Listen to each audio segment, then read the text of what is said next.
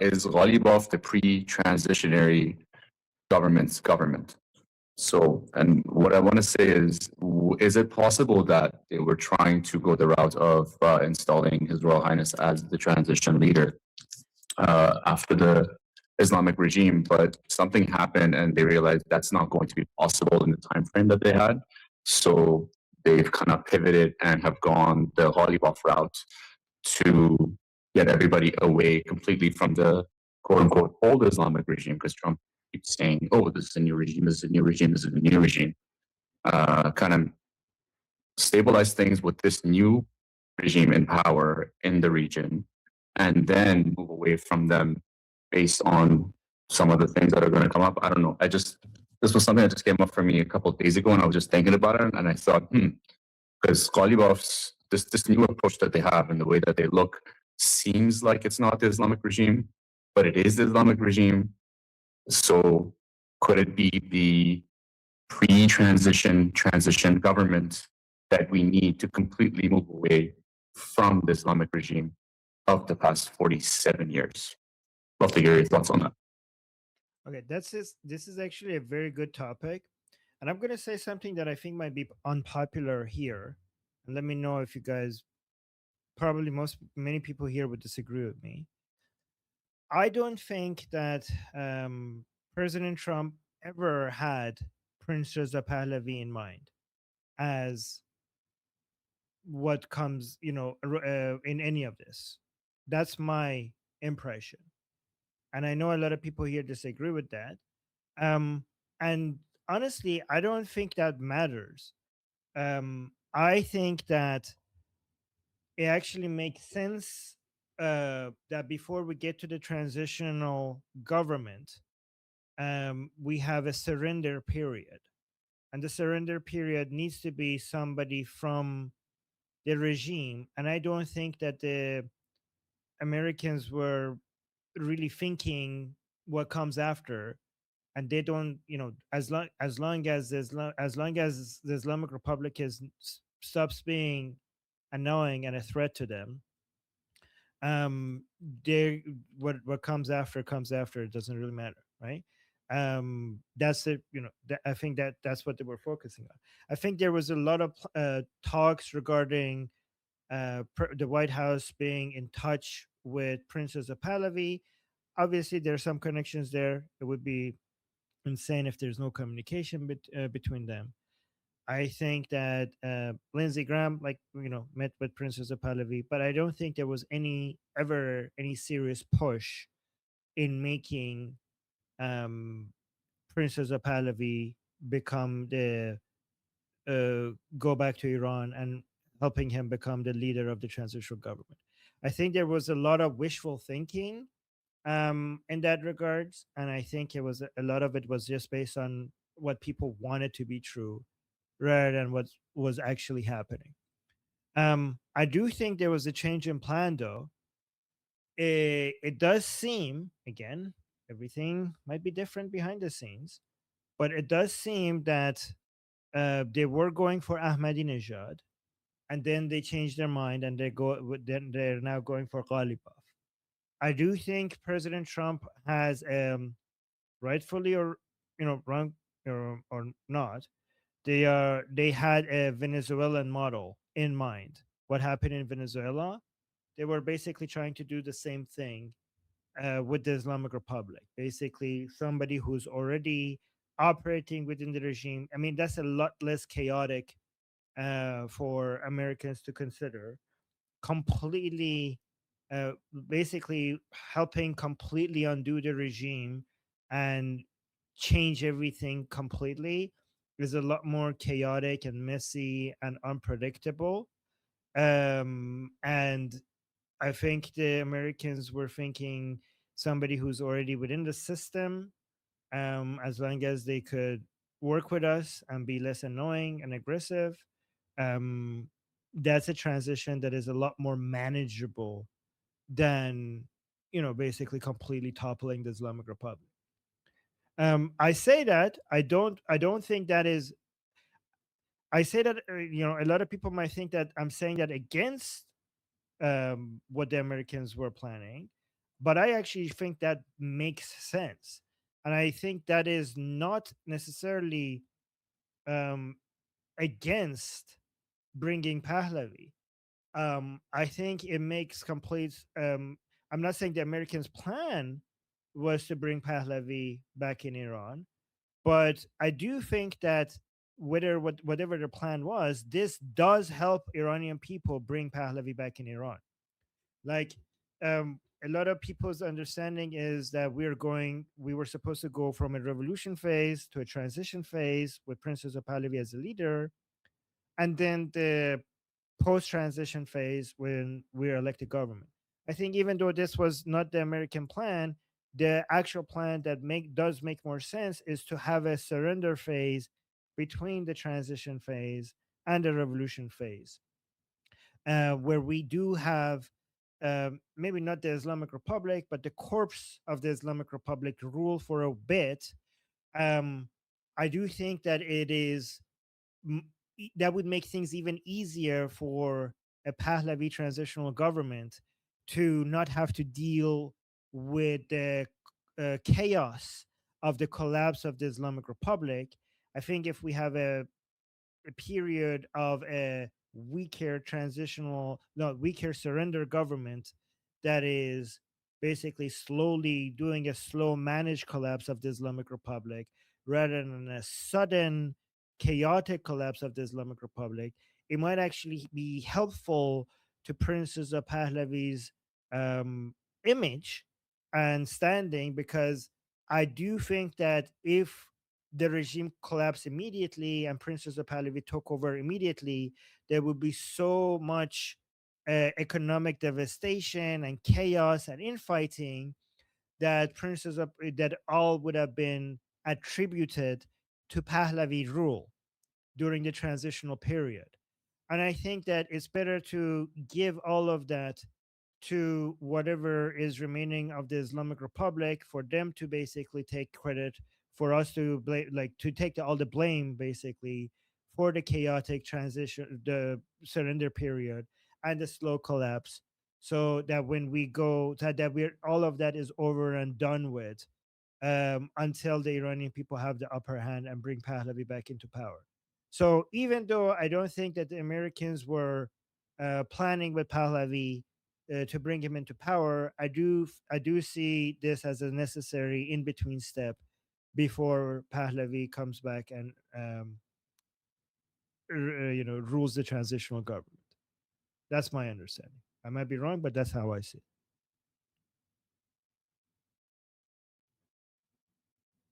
Monkey?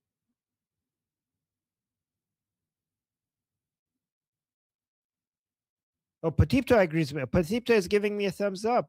Okay. I feel a lot more confident about my position. Monkey, are you here? Yes. Mhm. Next to, well, I will say that I agree in part.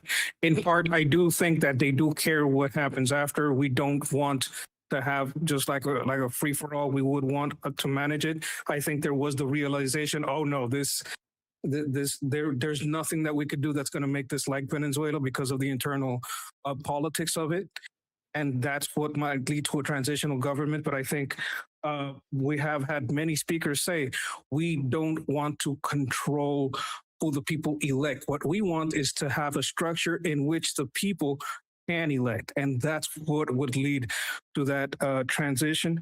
But next to respond on this, we have Soap. Hi, Armin. I disagree here with not the second half of what you said about the analysis, but the first part.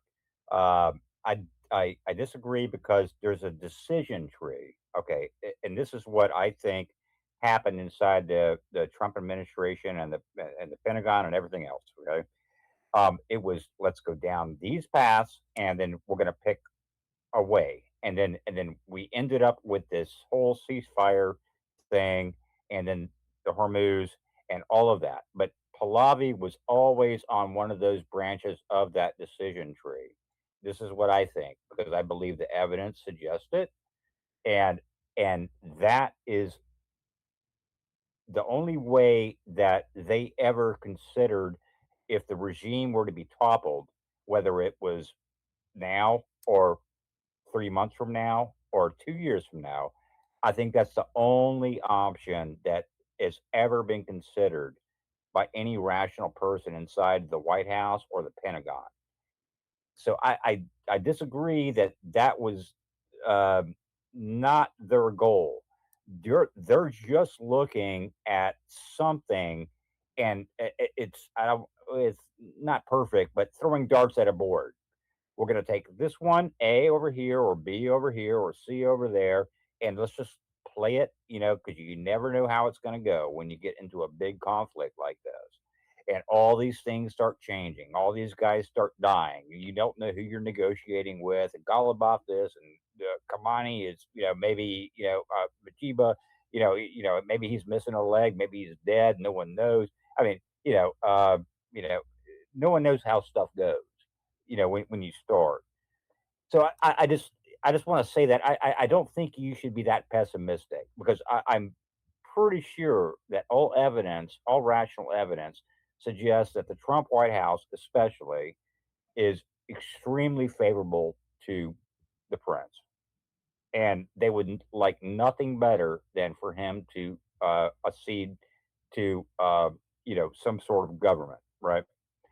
Yeah, yeah, man.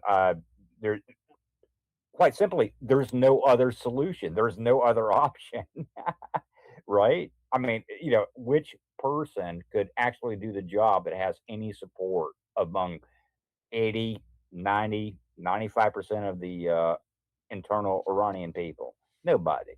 They all know that. They all know that he's waiting in the wings, and I'm guessing that Israel, if they got the opportunity, if there was a weakness, and the IRGC, and finally evaporates and just goes home or does whatever it is they do and just go away, that Israel or us or anybody is going to fly him in, just like you said, to the first free city, and then that other branch of that decision tree, right, gets operated on. And that's all I got to say. I just think you're being a little bit pessimistic, my man. That's all. Well, I All right. think you're not understanding what I'm saying, my man. Because I wasn't being pessimistic at all. I was being what I said was very optimistic. In fact, what you're saying confirms what I'm saying. First of all, like when it comes to the decision making tree, I don't think that Pahlavi would be on the decision making tree, because Pahlavi is the Iranian people's choice decision, not the Americans' decisions, right? So I don't think if there is a decision tree, Pahlavi belongs on the American decision making tree, because he's on our decision making tree, and he's the entire tree, right? So, I mean, what you're saying is confirms what I'm saying, because if you're saying that, which I agree, that if the toppling of the Islamic Republic will only leads to Pahlavi, then it doesn't need to be an American plan. It would be inevitable, right? So anything that happens other than the toppling, so I'm sure the Americans' plan originally was try to see if the regime will topple, and if their intelligence shows what we believe, that with the toppling of the regime, Pahlavi will take over, then there's no requirement for Pahlavi to be part of your plan, because it will just automatically happen, right? So they tried with the toppling, fast toppling. Maybe that didn't work, so they're going with other things. I just think that the Americans never planned to bring Pahlavi into power, and if they plan to topple the regime, they don't need to plan to bring Pahlavi to bring Pahlavi to bring Pahlavi to power, because why would they need to do that? It will just happen. It doesn't need to be part of an American plan, right? So I think that's a very optimistic take. That is not at all a pessimistic take. Yeah, I don't know. Yeah, I don't know. Maybe I didn't explain it very well. Okay. Yeah. Sorry. I think we cross talked or something. Yeah. Uh, I did not mean it to sound like that. What all I'm saying is that everybody knows that endorsing Pahlavi is not helpful to him. He does not need any endorsements, and I've been typing this for months, right, everywhere. He needs no endorsement because the people want him, all of them. Just right, that's enough. And then everybody knows that, like, if Trump, says, "Oh, we're going to get Pahlavi in charge and he's going to lead a transitional government," that's the kiss of death. He doesn't need it, and it's just going to invite all of the leftist freaks to oppose him and stop it. They will instantly become anti-Pahlavi because they're anti-Trump. So I mean, everybody knows that. I mean, it's just common sense. That's not what I meant, Armin. I wasn't trying to disrespect you. I'm just saying. I think I think if there was a magic button in the White House to put Pahlavi in charge of the transitional government right now and make the IRGC go away, Trump would have pushed it, like immediately. And it's all complicated. I just think that they like him, and I think they would love that. That's all I'm trying to get at. I don't. It's just like, it's like one of those things where, man, this sucks. We wish they would have toppled over, but it hasn't happened yet, and now we're stuck, and here we are, and all that.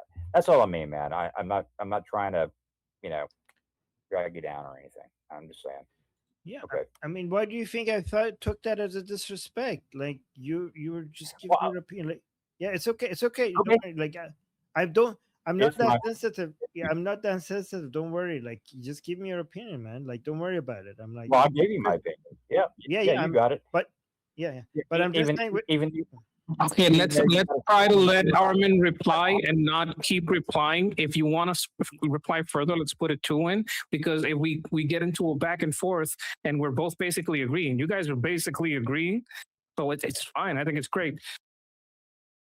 All right, so let me just quickly say though that I still think that there was no plan in the White House to put Pahlavi to bring Pahlavi back to Iran, and we don't need that. And we don't need that. And I think that is as long as the regime falls, we will take care of the rest, right? So whatever the United States and Israel do to weaken the Islamic Republic, it will automatically be on the path to Pahlavi. So we don't need a plan. We don't expect the Americans or the Israelis to come up with a plan to bring Pahlavi to Iran. As long as they're doing something to weaken the Islamic Republic, we're grateful for that, because the fall of the Islamic Republic means Pahlavi rule. All right. So, Monkey? Yes, the next to comment on this topic, we have Miguel. Well, I do want to say I think both of you guys got some points on it, but I guess here's my reason why I think we was approaching it a different way. It's because we didn't want to have a situation like, I'm gonna put it like this. Pahlavi, I think he's a great leader, and I think he might be able to help get the country out of the rut that's in when it comes to economy wise. You probably would have be able to have the help that he needs to get everything under control. I mean, we had Milei was able to do it within a few years, get the inflation under control. I think there are ways you can get that. And I think when it comes to the water crisis, we might have some ideas for that one as well.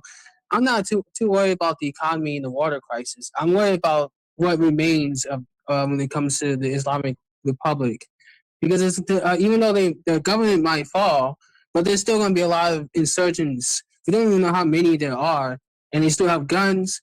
They still got bombs. They still got drones. They still got rockets, and they have them all hiding within tunnels. And even though the government might be gone, but you still got these ragtag psychopaths that are still going to cause problems well beyond after the government falls. So I think that's one of the reasons why there was a lot of a lot of hesitation in having Pahlavi just taking power immediately after the fall. Or it was just trying to apply the Venezuela model, so we wouldn't have a situation like in Iraq 2.0, where you had multiple insurgents groups causing havoc and pretty much putting strain on the U.S. military at the time that was in occupation. And the thing is, Pahlavi, even though he's a great leader, but like what they say, the Immortal Guard, that's pretty much what he has. But the Immortal Guard is not going to be able to deal with the insurgent groups that's going to be a problem. For that will probably be a problem for years on end. They don't have the arms and the means to deal with such with such a force that can still cause enough problems to the point that we're not going to be having any stability. And they still have outside help as well, like many of the militias and proxies outside. They can just come in and cause problems as well. So it's a bit of a challenge to deal with. So I think that's probably why we haven't really had Pahlavi as the the main guy to take position and be the spearhead just yet. So I think this is a misunderstanding of what's happened, how actually all of these militias and everything works in the Middle East. All of the instability in the Middle East is one way or another connected to the Islamic Republic and the funding and support of the Islamic Republic for terrorist groups. Even the terrorist groups who are against the Islamic Republic, one way or another, are connected to the instability that the Islamic Republic causes. I'm not saying that the fall of the Islamic Republic means all of these terrorist groups are going to go away. I'm not saying that responding to them is not going to be challenging. It will be, but it would be devastating to every single militia and terrorist group in the Middle East. The fall of the Islamic Republic will get their main source of funding away from them.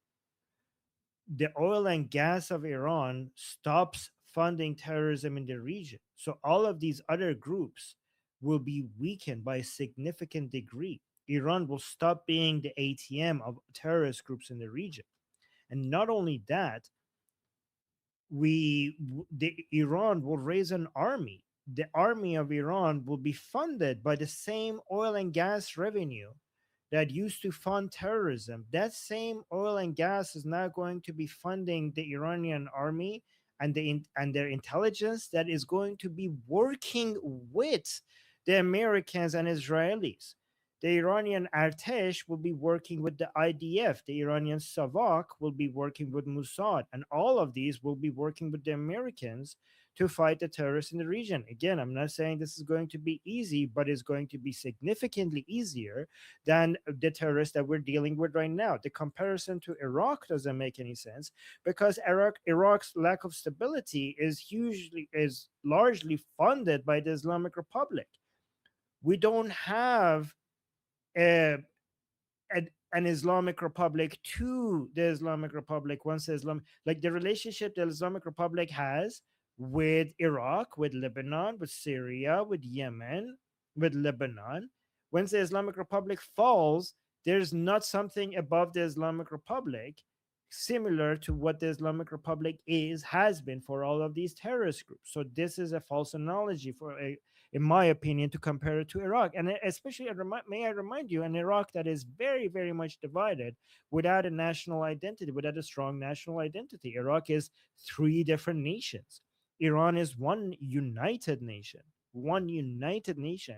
all united for one cause, to make Iran prosperous. The mention of Immortal Guard doesn't make any sense because the Immortal Guard is not going to be Iran's army. The Immortal Guard is the revolutionary force against the Islamic Republic. When the Islamic Republic falls, we're not going to be relying on the Immortal Guard. We're going to have our army. We're going to have Iran's army with millions of Iranians wanting to join because many Iranians are going to be very, very eager to bring stability to Iran and also to protect our border integrity. And you say like they're going to have a lot of outside of help from these militias. These militias required help from the Islamic Republic. Without these militias would need help themselves. Without the Islamic Republic funding them with the oil and gas revenue that they have, how could they be help when they now need help themselves? Most of them are going to go bankrupt. So I'm not going to say they're going to completely disappear. I'm sure a lot of them are going to rely on drug sales, for example. But again, they're going to they're going to have a fraction of the power compared to what they had before.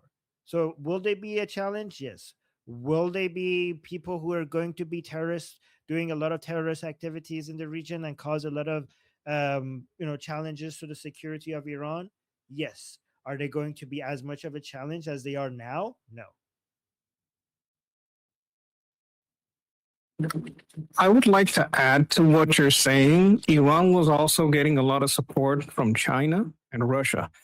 China and Russia right now have a lot of problems, and I don't think they're going to find another proxy as stable or as large as Iran was. So even if China tried to prop up some other nation to try to do the shady stuff Iran was doing, well, IRGC was doing, I don't think it would be that easy. It would be very difficult, especially with the problems that Russia and China right now have at home. That's another factor that makes it a little more difficult for instability from mercenaries. There may be some inside trouble to find these people, get them away from any weapons that are hidden. That's a real possibility. I will give it to Miguel on that. But on the larger militias and other nations and coming in, I'm completely with Armin on this. This is absolutely correct. Next on this topic, we have Raham. Hey, so interesting. I'm really happy about this up and that you said this, because for such a long time I was sitting there racking my brain trying to think, okay, even if the Pahlavi force comes into Iran, what's going to happen? How are you going to get rid of all these people that are vehemently for this regime? And the interesting thing that's going to be happening now, I believe, is with all this nonsense that's gone, a lot of the people are just going to flip sides, and then he's going to be welcomed into the country with open arms of more people. And the thing with him is because of his attitude towards everybody who wants to be in Iran, and his whole point that, okay, everybody has a right, then, he can't really ostracize certain groups due to how he is and what he's been saying. So this actually works out in his favor. And yeah, I believe there was a plan to, pretend like they don't want him in the country, but I think behind closed doors, they do want him to come there. I don't know, maybe I'm just being naive, but yeah, cool, that's all. I would also like the instability and the infighting. I believe we had some IRGC on Durka shooting recently. We showed a video of that. They were like the infighting is getting pretty bad when the IRGC has to hit the Paidaris because the Paidaris are getting out of hand. So that's another aspect, that they have their own infighting to deal with too. There's a lot of instability here, especially within the IRGC, which makes them weak. I don't think, there's reasons to be hopeful, I would say. But someone who can speak better on this is our next speaker. Potipto, please go ahead. Potipto. Hello, I'm be more than happy to visit you. Actually, in fact, everything that I want to cover up, Armin already covered so well. So I'm almost 100% agree with his words. But I just wanted to add the fact that when you talking about this context, you have to be very very surgical, because as we all know, IRGC, as it has so little power on the ground or on the skies, IRGC is so rich with propaganda and gaslighting. There are so many platforms that look like an IRGC fighting, looks like fighting with IRGC, but also spreading IRGC propaganda and gaslighting people's mind. For example, on this context, it's very be helpful, and IRGC is going to be very happy as it's going to hear from any U.S. officials that they wanted to put Pahlavi in power. So we have to be more cautious about this context. And as Armin said, there's no need for Pahlavi to be put in the power.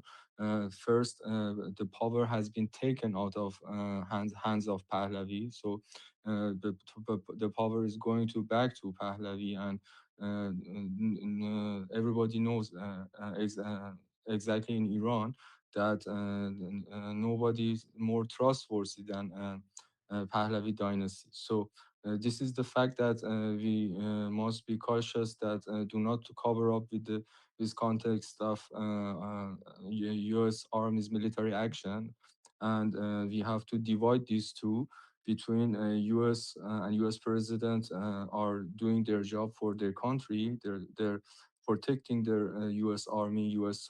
surgeons, and any U.S. personnel by removing IRGC proxies and IRGC, and doing a lot favor to the West, including US and Europe, by controlling gas prices, by removing this vicious mullahs from controlling the gas prices. So this is the part of U.S. Army that they are doing right now in the region. And Operation Freedom Iranian, no matter or less, and sooner or later, are going to be in hand of Iranians with leadership of Prince Reza Pahlavi, and we have to know these two can be aligned together, can be add together, but this operation are two things apart. So as an Iranian inside Iran, I just wanted you to know the Pahlavi dynasty and Prince Reza Pahlavi himself. Then no need to have other support to put in the power, because he have people in Iran, and that's the most greatest power that anybody needs inside the country to change the regime. But we, as always, be more than grateful to for U.S. Army and IDF or anybody else. And for example, UAE to protect themselves, help us remove these militias and vicious forces from the ground. So that's the one thing that I wanted to add this to the topic. Pleasure to have you with us here, Felipe. So here you have a perspective from inside Iran, very important to have. He is loved inside. We create the conditions, and it's just going to happen. With that, we should go right now to super chats. Do we have any super chats here? Yes, we have 2 super chats. And thank you again, Potipto. That was great. First super chat is from Justin. Thank you so much, Justin, for the super chat, saying there is a legit reason to have a figurehead for surrender phase. Yes, exactly. Without it, Islamic Republic supporters would keep fighting. Having a figurehead uh, surrender visually helps discourage die-hard holdouts. Yeah, and I think let me actually give you a defense for the Israelis and the Americans picking Ahmadinejad as that figurehead, because a lot of us were like, "What the fuck?" The Israelis and Americans are going with Ahmadinejad against instead of Prince Reza Pahlavi. Like, that can't be real. That's fake news. But I don't know if that's like real news, but it makes sense, because that's the Ahmadinejad is the perfect figurehead for the fall, because I think a lot of people don't know how much pro-Islamic Republic poor people support Ahmadinejad. He among the I know the Islamic Republic hates him and sidelined him, but among pro-regime Iranians, the poor ones, which is like a huge number of them, they still love Ahmadinejad.